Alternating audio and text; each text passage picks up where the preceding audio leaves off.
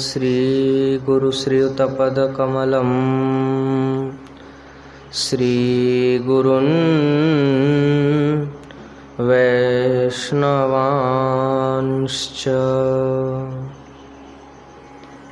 श्रीरूपं साग्रजातं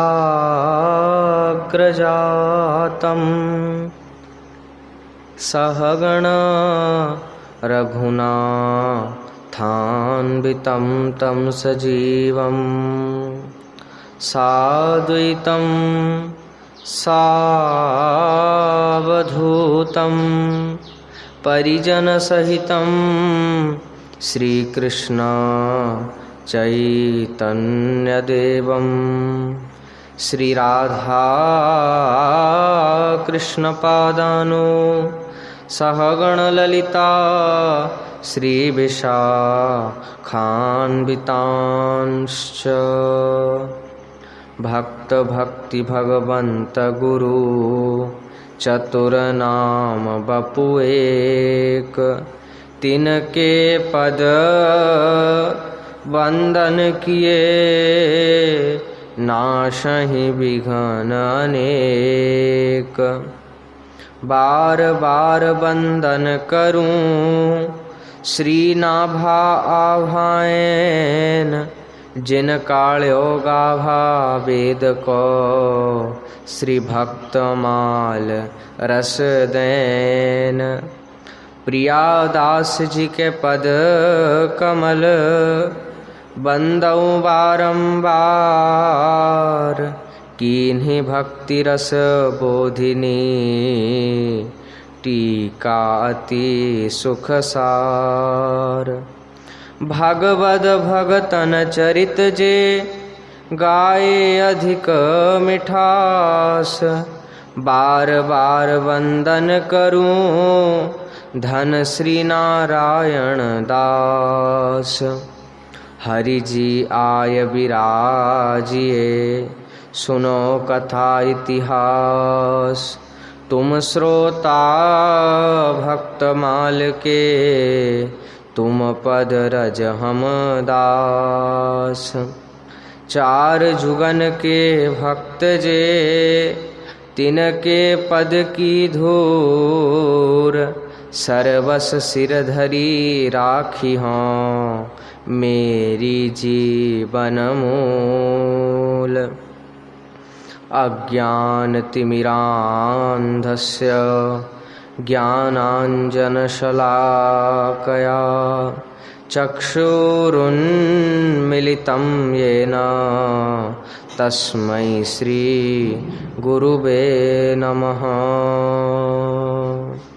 जय रूप सनातन भट्ट रघुनाथ श्रीजीव गोपाल भट्ट दास रघुनाथ ए छय गुसाइर करी चरण वंदन जहाँ हईते विघ्ननाश अभीष्ट पुराण भजनिताई गौर राधे श्याम जप हरे कृष्ण हरे राम भजनिताई गौर राधे श्याम जप हरे कृष्ण हरे राम भजनिताई गौर राधे श्याम जप हरे कृष्ण हरे राम वाञ्छा कल्पतरुभ्यश्च कृपा सिन्धुभ्यैव च पतितानां पावनेभ्यो श्रीवैष्णवेभ्यो नमो नमः। श्री गुरुचरण कमलेभ्यो नमो नमः। संत चरण कमलेभ्यो नमो नमः। श्री गुरु प्रेमानंदे निताय गौर हरि बोल। हरे कृष्णा कृष्णा कृष्णा हरे हरे हरे राम राम राम हरे हरे हरे कृष्णा कृष्णा कृष्णा हरे हरे हरे राम राम राम हरे हरे हरे कृष्णा कृष्णा कृष्णा हरे हरे हरे राम राम राम हरे हरे हरे कृष्णा कृष्णा कृष्णा हरे हरे हरे राम राम राम हरे हरे जय जय श्यामा जय जय श्याम जय जय श्री वृंदावन धाम जय जय श्यामा जय जय श्याम जय जय श्री वृंदावन धाम जय जय श्यामा जय जय श्याम जय जय श्री वृंदावन धाम जय जय श्यामा जय जय श्याम जय जय श्री वृंदावन धाम जय जय श्री वृंदावन धाम गौरी शंकर सीताराम गौरी शंकर सीताराम जय जय जगद गुरु हनुमान जय जय जगद गुरु हनुमान जय जय श्यामा जय जय श्याम जय जय श्री वृंदावन धाम जय जय श्यामा जय जय श्याम जय जय श्री वृंदावन धाम अब नहीं होय समय की हान अब नहीं होय समय की हान नीताई गौर राधे श्याम नीताई गौर राधे श्याम जय जय श्यामा जय जय श्याम जय जय श्री वृंदावन धाम जय जय श्यामा जय जय श्याम जय जय श्री वृंदावन धाम जय जय श्यामा जय जय श्याम जय जय श्री वृंदावन धाम जय जय श्री वृंदावन धाम अवध बिहारी सीताराम अवध बिहारी सीताराम कुंज बिहारी श्यामा श्याम कुंज बिहारी श्यामा श्याम कुंज बिहारी श्यामा श्याम नदिया बिहारी गोरा चाँद नदिया बिहारी गोरा चाँद जय जय श्यामा जय जय श्याम जय जय श्री वृंदावन धाम जय जय श्यामा जय जय श्याम जय जय श्री वृंदावन धाम।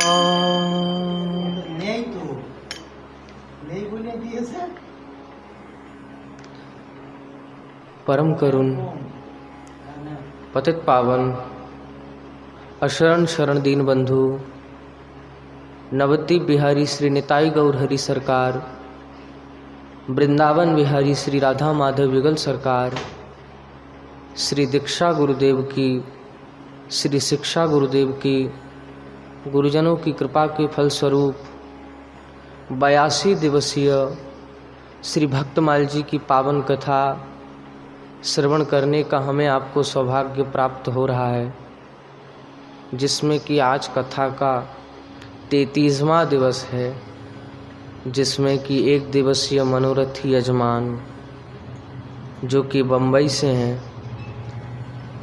श्रीमती पूजा सामंत के जन्म दिवस पर उनके माता पिता श्री प्रशांत कर एवं श्री सविता कर मनोरथ कर रहे हैं।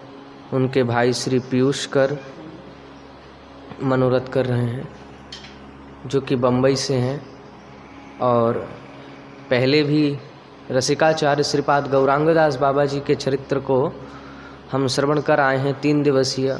उन 3 दिवसीय मनोरथ में भी आपने मनोरथ किया था और आज भी उनके पुत्री के जन्म दिवस पर मनोरथ कर रही हैं श्री प्रशांत कर, श्री सविता कर एवं उनके पुत्र श्री पीयूष कर अपनी पुत्री के जन्म दिवस पर।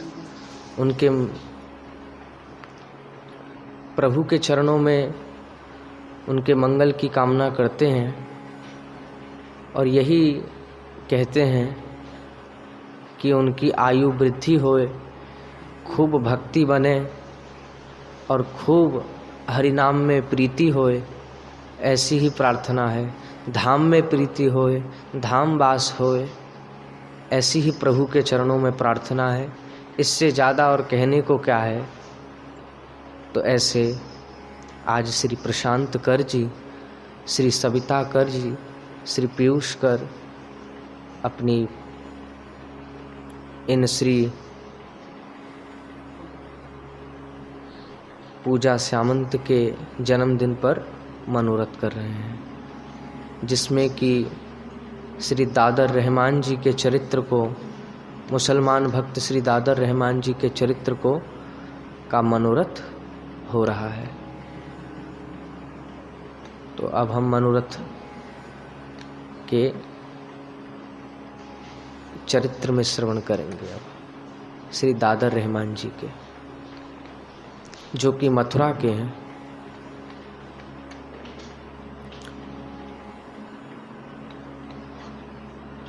देखिए, भक्ति भगवान की स्वरूप शक्ति की वृत्ति है और भगवान की ही तरह परम स्वतंत्र है और निरपेक्ष है।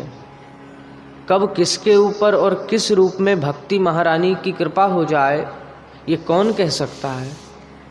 कौन कह सकता है? आज से लगभग 50-60 वर्ष पूर्व मथुरा में विश्राम घाट के निकट दादर रहमान नाम का एक 15-16 वर्ष का मुसलमान बालक रहता था। वह मकतब में पढ़ता था, बहुत शर्मीले और शांत स्वभाव का था, बोलता चालता बहुत कम था और बड़े अदब तरीके से रहता था। छोटे बड़े सबसे बहुत प्यार करते उससे। उसके पिता को विश्वास था कि वह एक अच्छा मुसलमान बनेगा। एक दिन उसने अपनी माँ से पूछा कि अम्मी, हम लोग हिंदुओं को काफिर क्यों कहते हैं? अब माँ ने कहा, चुप नालायक, जानता नहीं, हम लोग काफिरों का नाम भी मुंह पर नहीं जानते लेते। आने दे अब्बा को, वही बताएंगे तुझे, वही जवाब देंगे तेरे सवाल का। दादर रहमान जी अपने माँ बाप का एक ही लड़का था। उसके मुंह से ऐसा प्रश्न सुनकर के माँ के कान खड़े हो गए। उसने सोचा कि शायद लड़का हिंदुओं की सोहबत में पढ़कर के बिगड़ने लग गया है, इसे तत्काल सबक न सिखाया गया तो कहीं बिल्कुल ही हाथ से न निकल जाए। पति के घर में प्रवेश करते ही उसने कहा कि जानते हो आज रहमान ने क्या सवाल किया? बोले क्या किया? बोले वह पूछता है कि हम लोग हिंदुओं को काफिर क्यों कहते हैं। अच्छा, इसकी इतनी जुर्रत? कह करके उसने उनके पिता ने उसके ऊपर आंखें तरेरी और बेत बताया, बेत उठाया, हाथ में बेत उठा करके कहा, वह समझ करके चुपचाप खड़े रहे दादर रहमान जी। बाप ने बेत सटकाते हुए कहा, कमबख्त, तू जानता नहीं कुरान शरीफ में क्या लिखा है? जो हमारे पाक इस्लाम मजहब पर ईमान नहीं लाते और बूतों को पूजते हैं, वे काफिर हैं। कौन मुसलमान का बच्चा इस बात को नहीं जानता? फिर तूने यह सवाल करने की हिम्मत कैसे करी? तुझे कुरान की आयतों पर एतबार नहीं? खुदा ताला का तुझे खौफ नहीं? लगता है तू काफिरों की सोहबत में पड़ गया है। उन्होंने तुझे बहका दिया है। खबरदार जो किसी काफिर का साथ किया। अब दादर रहमान जी ने न किसी काफिर का साथ करता था, न किसी काफिर ने उसे बहकाया था, पर काफिरों के खुदा ने उस पर कुछ ऐसी मोहिनी डाली कि वह उन्हें देखे बिना नहीं रह सकता था। मकतब आते जाते रास्ते में एक हिंदुओं का बाली मूर्ति के बाहर से दर्शन होते थे उसे। अब वह मंदिर के दरवाजे पर खड़ा खड़ा मंदिर पर देखता था। मंदिर के भीतर राधा कृष्ण की खूब सुंदर मन प्राण हर लेने वाली खूब सुंदर श्री विग्रह, और उन्हें एक टक देखा करता। उन्हें देखते देखते कभी अपनी सुध-बुध खो बैठता था। मकतब में और घर में देर से पहुंचने के लिए उसे डांट भी खाना पड़ता था, पर जब तक वह दिन में एक दो बार उन्हें नहीं देख लेता उसे चैन नहीं पड़ता। कई बार तो उन्हें देखकर उसकी बेचैनी और अधिक बढ़ जाती थी। उनकी मोहिनी मूरत उसकी आंखों के सामने छाई रहती थी और वह उनकी याद में खोया खोया रहता था और उसके नेत्रों में पानी भरा रहता था। बार बार किसी बहाने से उसे पहुंच करके अपनी वह बेचैनी छिपाने की कोशिश किया करते थे दादर रहमान जी। उनका चचेरा भाई कासिम भी उनके साथ उसी मकतब में पढ़ता था। जहाँ पढ़ने जाते मकतब कहते हैं। तो वह एक अच्छा मुसलमान था, दिन में 5 बार नमाज पढ़ता था। उसे दादर की काफिरता हरकतों का पता था। एक दिन जब दादर रहमान जी कासिम के साथ मकतब से लौट रहे थे, उसने उनसे कहा, तू घर जा, मैं ज़रा ठहर कर आऊँगा। कासिम ने कहा, मैं जानता हूँ तू कहाँ जाएगा, उन काफिरों के मंदिर में ना, मैं नहीं जाने दूंगा, वहाँ जाएगा तो काफिर हो जाएगा। दादर रहमान जी कहे, भाई तूने उस मंदिर में किशन जी और उनकी दुल्हन राधा जी को देखा है? उनकी दुल्हन को देखा है? अब दादर रहमान जी ने अपने आंसुओं को छिपाते हुए और भरे हुए कंठ को सुधराते हुए विनम्रता पूर्वक उससे पूछा, अब वह क्या मुसलमानों के देखने की चीज़ है? अहमक कासिम ने गुस्से में भरकर ये कह दिए। बोले, क्यों? दादर रहमान जी ने कहा, क्यों? खुदा की दुनिया में सभी कुछ तो उसका बनाया हुआ है। उसकी बनाई किसी चीज को देखना गुनाह कैसे हो सकता है? दादर, तू पूरा काफिर हो गया है। अल्लाह तुझ पर खफा होगा, तुझे काफिरों के साथ जहन्नुम भेजेगा तुझे। अल्लाह तो मोहब्बत चाहता है। उस समय दादर रहमान जी ने ये जवाब दिया कि भाईजान, अल्लाह तो मोहब्बत चाहता है, जो उससे मोहब्बत करता है उस पर वह खफा क्यों होगा? कासिम ने कहा, तो जा, मर तू, जा तू। कह करके कासिम तो तमक करके चला गया। 2 दिन तक सोचता रहा कि चाचा जान से इस दादर की काफिरता हरकतों के बारे में कहूँ कि नहीं कहूँ। और वह जानता था कि यह सब सुनकर के वे उसकी बोटी करके उधेड़ कर देंगे, खूब मार लगाएंगे दादर रहमान को। पर अंत में उसने निश्चय किया कि भाई को काफिर होने से बचाना उसका फर्ज है। और उसने जाकर के चाचा जान से सब कुछ कह दिया। अब चाचा जान के पैर के नीचे से तो धरती एकदम सरक गई। दादर तो सामने होता, दादर रहमान जी यदि उस समय सामने होते तो उसी समय उसकी सामत आ गई होती, पर वह अभी मकतब से लौटा नहीं था।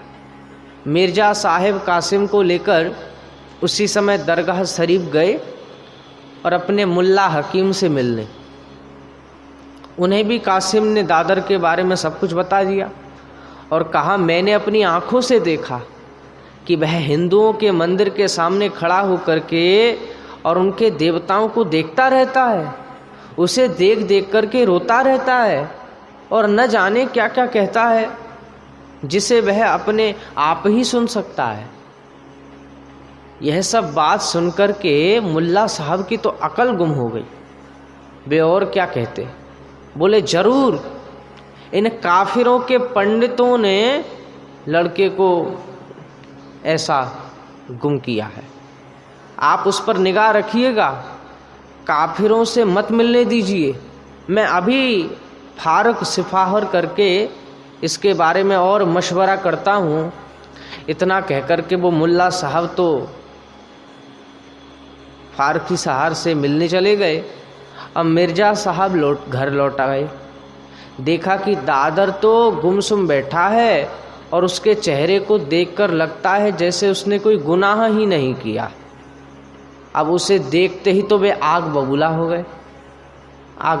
गए और लगे उसे पीट पीट कर कहने, बता कौन काफिर का बच्चा है जो तुझे काफिराना सिखाता है, कौन तेरा सलाहकार है। दादर रहमान जी पिटते गए पे उन्होंने कुछ भी नहीं कहा। पिटते पिटते बेहोश हो गए दादर रहमान जी। और इसके बाद कुछ दिन मिर्जा साहब को ऐसा लगा कि दादर का रवैया काफ़ी बदल गया है, वह चुपचाप रहता है, कहीं आता जाता भी नहीं है। एक दिन तो दादर की माँ ने मिर्जा साहब से कहा, तुम लड़के को देखते नहीं, मुझे लगता है कोई देवता उस पर सवार हो गया है, उसकी आंखें हर समय लाल रहती हैं, उसमें पानी जैसे हर वक्त भरा रहता है, कोई उसके पास जाए तो वह दूर सरक जाता है, अकेला रहना चाहता है। यह सब देख करके मुझे डर लगता है। उस दिन से मिर्जा साहब उसकी विशेष देखभाल करने लगे। एक दिन रात के समय जब वे उसे देखने गए तब वह अपने बिस्तर पर नहीं था। खोज की तो देखा कि वह बाहर अंधेरे में एक कुएं की मेड़ पर चुपचाप बैठा है। उन्होंने उसे बेहद मारा, बहुत मार लगाई दादर रहमान जी को, यह सोच करके कि मार से उसका भूत भाग जाएगा, पर भूत फिर भी न भागा। तब एक दिन अपनी बीवी के कहने से मिर्जा साहब मौलाली से ओझा को बुलाने गए। उसी दिन दादर रहमान जी घर से लापता हो गए। जाने के पूर्व अम्मी से कह गए कि मेरी उम्मीद छोड़ दो, मैं एकदम काफिर हो गया हूँ, लाडली जी मुझे बुला रही हैं, लाडली जी मुझे बुला रही हैं। अब मिर्जा साहब को काटो तो खून नहीं, अब पश्चाताप। मैंने उसे इतना मारा, इतना पीटा, वह नादान बच्चा है, किसी के सिखाने में आ गया है। अरे अगर मैं प्यार से समझाता तो शायद धीरे धीरे सुधर जाता। अब फिर वे अपने इकलौते लड़के की खोज में पागलों की तरह इधर उधर डोलते रहे। जो मिल जाता उसी से अपनी दुख भरी कहानी कहते, लड़के का हुलिया बताते, अपना पता बताते और कहीं दिख जाए तो उसकी सूचना देने की प्रार्थना भी करते। 10-12 दिन बीत गए इस तरह खोज करते करते। एक दिन विश्राम घाट पर उनकी भेंट हुई बंगाल से आए हुए एक यात्री श्री प्रमोद कुमार चट्टोपाध्याय। उन्हें भी एक तरफ ले जाकर के उन्होंने अपने लड़के की सारी बात कही। वे उनकी स्थिति का सही मूल्यांकन करके उनकी कुछ सहायता करें, इस उद्देश्य से। यह और कहाँ देखिए। बोले हम लोग मुसलमान हैं और बादशाह की जात हैं। शाह आलम के अमल में दिल्ली में हमारा बड़ा रौब-दाव रहा है। एक वक्त सारा हिंदुस्तान हमारे हुक्म पर चलता था और टफरीन लाट से जागीर लेकर हम लोग आगरे में बस गए। कागजों में यह सब छपे हुए हरफों में दर्ज है। हमारा मजहब दुनिया में सबसे अच्छा है। एक दिन सारी दुनिया को इसे कबूल करना होगा। हिंदू हमारे लिए काफिर हैं और कुरान शरीफ में लिखा है कि वे कभी वहीसत में कदम नहीं रख सकते, उन्हें तो जहन्नुम में जाना ही है। तो बताइए हम यह कब बर्दाश्त कर सकते हैं कि हमारा अपना लड़का ही काफिर हो जाए। ये सब बातें सुन करके चट्टोपाध्याय महाशय से मिर्ज़ा साहब ने अपनी सारी दास्तान कही। उनकी बातें सुनकर उन्हें मन ही मन जितना उन पर क्रोध आता उतना ही दादर रहमान जी पर तरस आता, और उनसे तो उन्होंने किसी प्रकार पीछा छुड़ा लिया। पर दादर रहमान की मूर्ति आहा उनके मन मंदिर में जमकर बैठ गई। उन्हें विश्राम घाट में स्नान करके वृंदावन के लिए जाना था।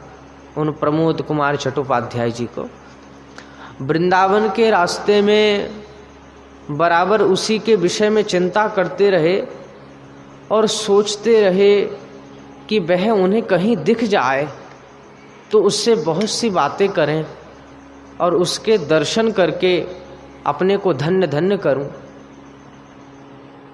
वृंदावनेश्वरी ने उनकी मनोकामना पूर्ण करी। वृंदावन जाकर के उन्होंने यमुना तट पर जो देखा उसे श्रवण करें।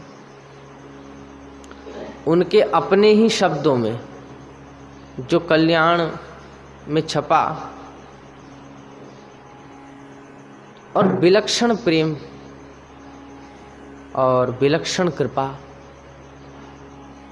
जहाँ बैठा था उससे कुछ दूरी पर 3 अपूर्व विशाल वृक्ष खड़े थे। सुंदर सुपरिष्कृत तृणहीन भूमि पर लंबे लंबे 3 वृक्षों के मूल इस प्रकार समान अंतर पर विद्यमान थे कि उनके बीच एक सुंदर त्रिकोण क्षेत्र की सृष्टि हो गई थी। उसके भीतर कोपिनधारी एक मूर्ति अद्भुत भंगिमा के साथ बैठी है, और वह भंगिमा ऐसे चिताकर्षक थी कि मेरी दृष्टि बलपूर्वक उसी ओर खिंची रह गई। श्री प्रमोद कुमार चट्टोपाध्याय जी स्वयं कह रहे हैं, बोले प्रथम दृष्टि में ही ऐसा लगा कि वह मूर्ति किसी वैष्णव एवं योगी की है। उसका बैठने का ढंग योगी जैसा ही था। मैं अपनी जगह पर स्थिर न बैठ सका, उठ पड़ा और निमिष मात्र में उस स्थान पर जा पहुंचा और वहाँ देखी एक अद्भुत बालक की मूर्ति। बालक मूर्ति स्वास्थ्यपूर्ण सुडोल उज्ज्वल गौरवर्ण, बस कोपीन मात्र। ऐसा लगा जैसे व्यास पुत्र परमहंस श्री सुखदेव भगवान ही की मूर्ति है। उन दिनों कुछ ठंड भी थी, किंतु बालक के शरीर पर कोई वस्त्र नहीं। शायद उसे इसकी आवश्यकता भी न थी, किंतु मेरी बुद्धि तो स्थूल देहगत बुद्धि ठहरी। उसका शीतबोध अपने ऊपर आरोपित करके अपने शरीर का गर्म कपड़ा उसे उड़ा दिया, और उसकी अपलक दृष्टि यमुना जी की ओर निबद्ध थी। मुंह में कोई शब्द ना था। इसी समय एक ब्रजवासिनी घाघरा चोली ओढ़नी सब कुछ नीले रंग का धारण किए हुए आके उपस्थित हुई। उसके एक हाथ में एक थाल कपड़े से ढका था। निश्चय ही उनमें कुछ खाद्य पदार्थ था। दूसरे हाथ में एक साफ झकझक करते हुए लोटे में कुछ पेय पदार्थ था। अति कमनीय था उसका मुखमंडल, और अपूर्व भाव भंगी के साथ खड़ी होकर के उसने धीरे धीरे हाथ के चीज़ें उस किशोर के सामने रख दी। वह बोली कि दुलाल मेरे, अब कुछ खा ले, मैं तुझे खिलाकर घर जाऊंगी। फिर वहाँ का काम समाप्त करके संध्या समय पुनः यहाँ आऊँगी और तुझे वहाँ ले चलूँगी। यह सब मधुर ब्रज भाषा में कह करके वह उसके मुख की और स्नेह भरे आंखों से देखने लगी।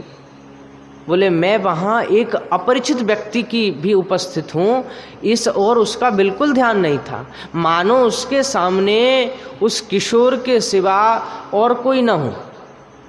उसकी बातें इतनी मधुर थीं कि भाषा के साथ कंठस्वर मिलकर के एक अपूर्व संगीत की सृष्टि कर रहा था। साधु में किंतु कोई भावांतर नहीं हुआ। वह जैसे अपलक यमुना जी की ओर ताक रहा हो, यमुना जी की ओर ताक रहा है, यमुना जी की ओर ताक रहा है कि यमुना महाप्रभु की प्यारी, यमुना महाप्रभु की प्यारी, यमुना महाप्रभु जी की प्यारी, यमुना नित्यानंद प्रभु को प्यारी, यमुना परम गुरु को प्यारी, यमुना सतगुरुदेव को प्यारी, यमुना महाप्रभु को प्यारी। केवल यमुना जी की तरफ देख रहा है और उस समय यमुना जी की ओर ही ताक रहा था। जय वैसे ही ताकता रहा। यह देख उस ब्रजांगना ने व्याकुल भाव से मेरे लाल कहते हुए उसके चिबुक का स्पर्श किया। उस समय वह ध्यानस्थ किशोर तनिक चौंका, किंतु उसके नेत्र वैसे ही अपलक बने रहे। फिर एक बार उस नवागता के मुंह की ओर देख करके वह बोला, चंपा कुछ खा ले, चम्मा कुछ खा ले, उसके बाद संध्या समय आकर तुझे ले जाऊंगी। इतना कह करके कुछ देर रह करके मुझे ले चलो ले चलो ले चलो और कहते कहते उठने लगा। जननी की तरह स्नेह से हाथ पकड़कर मधुर भाषा में वह ब्रज नारी बोली, अभी नहीं मेरे लाल। अभी उसने थाल में से ग्रास उठा करके उसके मुंह में डाल दिया। 2-1 ग्रास ही उसने खाए और अंत में थोड़ा सा दूध पीकर वह किशोर फिर समाहित चित्त होकर के जमुना जी के तटवर्ती वन की ओर देखने लगा।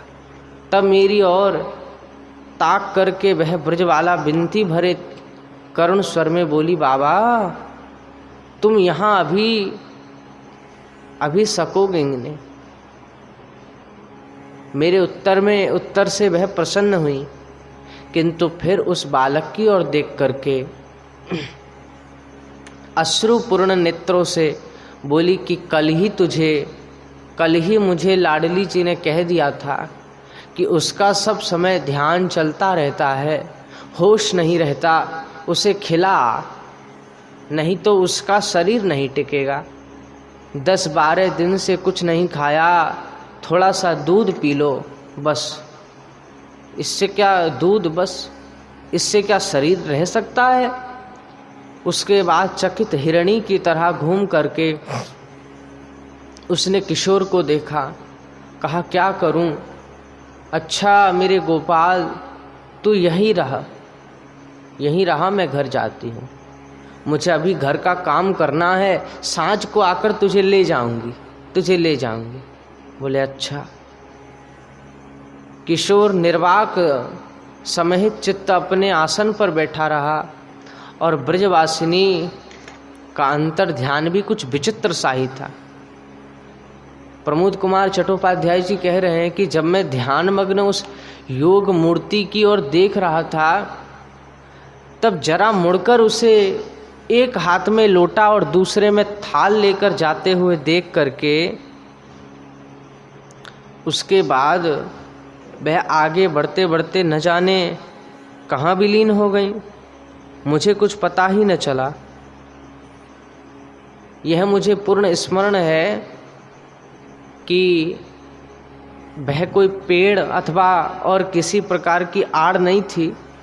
यह मुझे पूर्ण स्मरण है। लड़की का आना जाना और इस थोड़े से समय के लिए रहना, इस सब के भीतर जो कुछ देखा उससे लगा कि वृंदावन के यमुना तट पर किशोर बैरागी को केंद्र करके एक महान आनंदमय अपार्थिव खेल चल रहा हो। अब सांझ होने को आ गई। यमुना तीर पर खूब हवा चल रही थी, परंतु योगी की ओर देखने पर ऐसा लगता था मानो आकाश बताश का कुछ भी कार्य उसे दृष्टिगोचर नहीं था। मेरी बात करने की प्रबल इच्छा हो रही थी। मैं हरि हरि शब्द का इस तरह उच्चारण करने लगा कि वह सुन ले, मेरी मनोवांछा पूर्ण हो जाए। और मेरी मनोवांछा पूर्ण हुई। उसने मेरी ओर देखा। मैंने कहा, बाबा जी तुम्हें क्या कष्ट है? वह धीरे धीरे बोला, कष्ट? अरे कष्ट तो कुछ नहीं, मैं वृंदावन में हूँ, मथुरा में था तब माँ बाप सब कितना मारते थे, पर अब कितनी मेहरबानी किशन जी की, श्री राधा की है।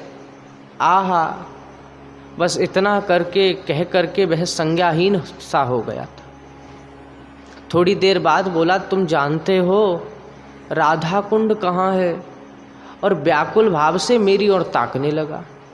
मैं बोला, हाँ जानता हूँ। अब सुनते ही महान उत्साह के साथ उसने कहा, तो मुझे वहाँ ले चलोगे? मुझे वहाँ ले चलोगे? फिर न जाने क्या हुआ, उसके मन में आया, कुछ सोचने लगा जैसे, और कुछ भाव बना करके तुरंत बोला, ना ना, वहाँ तो तुम ही नहीं जा सकते, तुम जा ही नहीं सकते। ब्रज रानी की दया के बिना वहाँ कोई जा नहीं सकता। मुझे चंपा सखी ही ले जाएंगी। और फिर थोड़ा रुक करके धीरे धीरे अति मृदु स्वर में कहा, पर उसके आने में अभी देर है ना? अब राधा कुंड की कुछ बात सुनाओगे? मैंने विनम्रता पूर्वक उससे पूछा।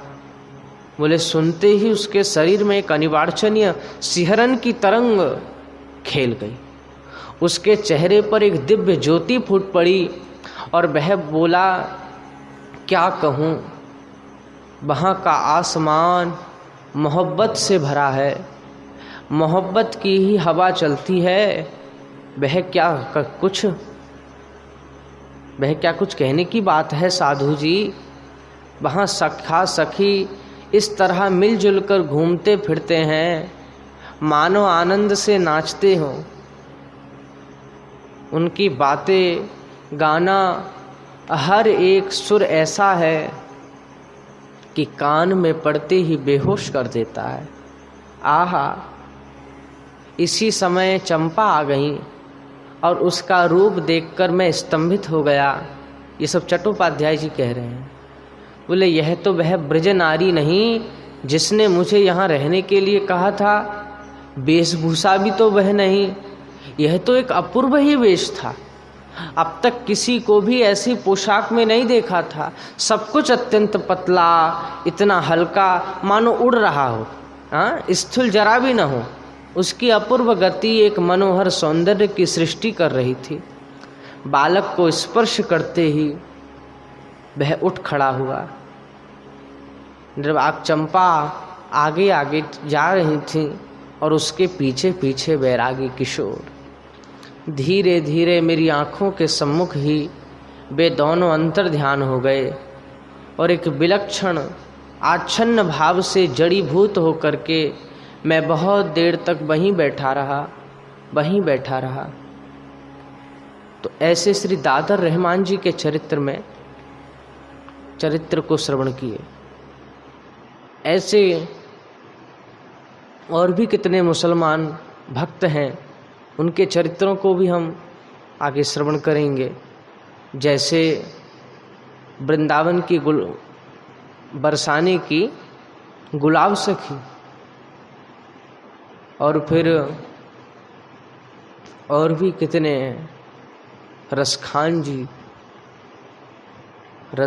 जी, फिर और भी अनेक चरित्र हैं। ताज बेगम जी अपने एक पद में कहती हैं कि सुनो दिल जानी मेरे दिल की कहानी, तुम इश्क की वानी बदनामी भी सहूंगी मैं। देव पूजा ठानी मैं नमाज हूँ भुलानी, तजी कलमा कुरान सारे गुनन गहूंगी मैं। अब कलमा वलमा सब छोड़ दिए और क्या करूँगी? बोले कहत है ताज श्याम सुंदर सौ पैज कर, वृंदावन छोड़ अब कितहूँ न जाऊंगी, और बांदी बनूंगी महारानी राधा रानी की। अरे कन्हैया तो बड़े चंचल हैं, कहीं चले जाएंगे, पहले राधा रानी को पकड़ूंगी। बांदी बनूंगी तो पहले राधा रानी की, पहले कृष्ण की नहीं बनूंगी। बोले बांदी बनूंगी महारानी राधा रानी की, और मुसल्ली बिहाए नाल गोपिका कहाऊंगी, मुसल्ली बिहाए नाल गोपिका कहाऊंगी। हूँ तो मुसलमानी हिंदबानी ही रहूंगी मैं। ऐसे कितने कितने पद हैं, ताज बेगम जी अपने पद में कह रही हैं। इसका बहुत, इस पद की व्याख्या हो सकती है। रसखान जी अपने पद में कहते हैं, जब जगन्नाथपुरी गए रसखान जी, और उनका शरीर देख करके तो पुजारियों को पता चल गया कि ये गैर हिंदू हैं। आप जानते हैं पतित पावन जगन्नाथ कैसे प्रकट हुए? उन रसखान जी के लिए ही प्रकट हुए। रसखान जी ने कहा कि यदि हिंदुओं के नाथ हो तो मेरो कछु दाव नहीं, यदि जगत के नाथ हो तो मोको दर्शन दीजिए। और फिर पतित पावन जगन्नाथ प्रकट हुए। तो ऐसे दादर रहमान जी के चरित्र को संक्षेप में श्रवण किए, जिस कथा के मनोरथी यजमान श्री प्रशांत कर, श्री सविता कर, पीयूष कर, श्रीमती पूजा सामंत के जन्म दिवस पर मनोरथ कर रहे हैं। बहुत बहुत प्रभु के चरणों में मंगल कामना करते हैं। प्रेम से कहिए जय जय श्री राधे श्याम। श्री गुरु प्रेमानंदे निताय गौर हरि बोल।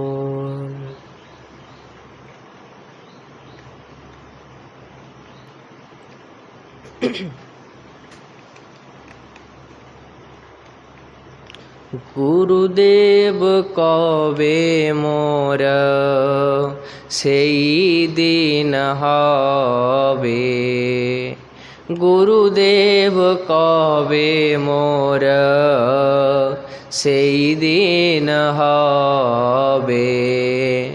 मन स्थिर करी निर्जने बसिया, कृष्ण नाम गावो जब। संसारो फुकारो काने ना पोषिबो, देह गेह रोग दूरे रवे, देह रोग दूरे रवे। हरे कृष्ण बोली गाइते गाइते नयने बहिबे लर, নইনে নয়নে বহিবে রর। দেহেতে পুলক উদিত হইবে, প্রেমেতে করিবে ভর। গদ গদ বাণী মুখে বহিরিনে, গদ গদ বাণী মুখে বহিরনে। কাঁপিবে শরীর মম, ধর্ম মুহুমড় বিবর্ণ হইবে। স্তম্ভিত প্রলয় সম, নিষ্কপটে হেন দশা কবে হবে। নিরন্তর নাম গাব, আবেশে রহিয়া দেহ যাত্রা করি। তোমার করুণা পাব, তোমার करुणा पावो। इसके अर्थ को भी श्रवण करें। इस पद में कह रहे हैं कि हे गुरुदेव भगवान, मेरा ऐसा दिन कब होगा, कब आएगा, जब मैं निर्जन, अर्थात निर्जन माने यहाँ निर्जन से समझिएगा, निर्जन माने साधु संग में, हाँ, निर्जन माने साधु संग में मन को स्थिर करके कृष्ण नाम का कीर्तन करूँगा, जिससे कि सांसारिक विषय वार्ता मेरे कानों में नहीं पहुंच पाएगी तथा मैं शारीरिक रोग दूर हो जाएंगे। और हरे कृष्ण महामंत्र का कीर्तन करते करते प्रेम में आत्म विभोर होकर के मेरा शरीर पुलकित हो जाएगा, मेरी आँखों में अश्रुधारा प्रवाहित होने लगेगी, हृदय गदगद हो जाने के कारण मेरा कंठ भी अवरुद्ध हो जाएगा, जिससे ठीक ठीक शब्दों का उच्चारण नहीं कर पाऊंगा। मेरा शरीर कांपने लगेगा, सारा शरीर पसीने से लथपथ हो जाएगा, शरीर भी विवर्ण हो जाएगा तथा मैं मूर्छित हो जाऊंगा। ऐसा कब होगा? हे मेरे गुरुदेव भगवान, निष्कपट रूप से यथार्थ मेरी ऐसी दशा कब होगी, जब मैं आपकी कृपा प्राप्त करके निरंतर आवेश में रहकर के हरिनाम कीर्तन करते हुए समय व्यतीत करूँगा, समय व्यतीत करूँगा। तो ऐसे श्री दादर रहमान जी के चरित्र को श्रवण किए। प्रेम से कहिए जय जय श्री राधे श्याम। श्री गुरु प्रेमानंदे निताई गौर हरि बोल।